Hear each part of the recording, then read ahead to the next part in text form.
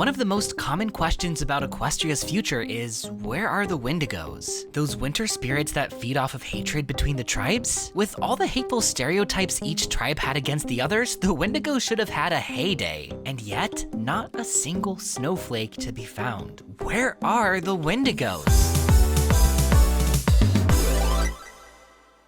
At first, the answer to this question might seem simple. There was no magic, so there'd be no magic spirits. But we don't know to what extent magic was gone, or who all lost it. According to Tirek, the Windigos are ancient magic, and he himself is ancient, which tells me that Windigos are more fundamental to the universe. So if anything, I think they were involved in how the tribes separated. I know that sounds like a contradiction, like where's the winter? But hear me out. According to Clover the Clever, who learned from Starswirl the Bearded, the Windigos feed off of fighting and hatred, becoming colder the more there is. Emphasis on the word fighting.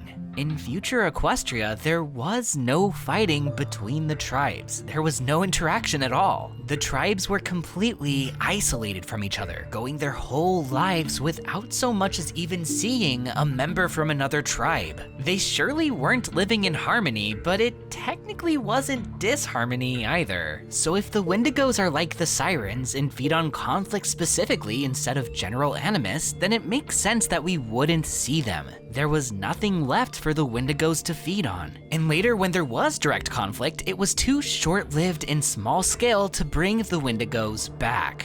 So if isolation has always been a way to get rid of Windigos, why haven't ponies tried it before? Well, they have. Twice. This is just the first time they've done it successfully. Think back to the founding of Equestria. The tribes weren't getting along and winter was getting worse, so they went their separate ways. Or at least tried. They ended up in the same land, so conflict continued, forcing them to come together or else freeze to death. Thankfully, they came together, but what if the tribes had been successful in separating? It would have looked an awful lot like what we saw in future Equestria. No ice, but isolation.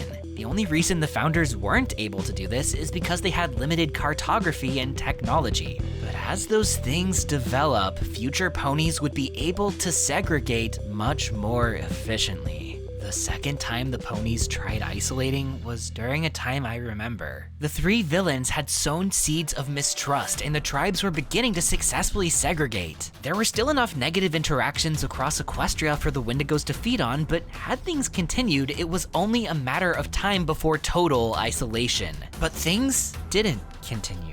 The lessons taught in Twilight's School of Friendship knocked some sense back into every creature's minds. The tribes and species lived in harmony for years to come. But history repeats itself. It seems tensions ramped back up, Windigos returned, and ponies once again successfully segregated, this time without Twilight's lessons to bring every creature back together. Ponies isolated and the Windigos dispersed, but so did the unity that gave ponies their magic. And that's where we found ourselves at the beginning of Sunny's adventure. So what changed? How did Equestria lose sight of what Twilight fought so hard to establish? What happened to Twilight and her legacy? And what role do the tribe's crystals play in all this? There's still so many unanswered questions, but I've been doing a lot of digging, and I think I'm onto something. It's all connected in some pretty major ways, but that will have to wait. If you're as curious as I am, definitely subscribe and ring the bell to keep up with my findings. In the meantime, what do you think? Why haven't we seen the Windigos? Am I right about the tribe's history? Leave your thoughts in the comments, and if you liked the video, like the video. If you want to support this channel financially, check out my perks at patreon.com/sawtoothwaves. And thank you so much to everyone who already has, especially my Alicorn tier patrons. The Nameless One, Equinox3141, Cameo Shadowness, Darth Sylar 12, Solar Scripture, Cyanax, Princess Starglow, Grim Eclipse, and this video's Alicorn of the Week, Petrolhead02. Congrats, and thanks again for everyone's support. Y'all help make this channel possible. I'm Sawtooth Waves signing out until next time. Brohoof!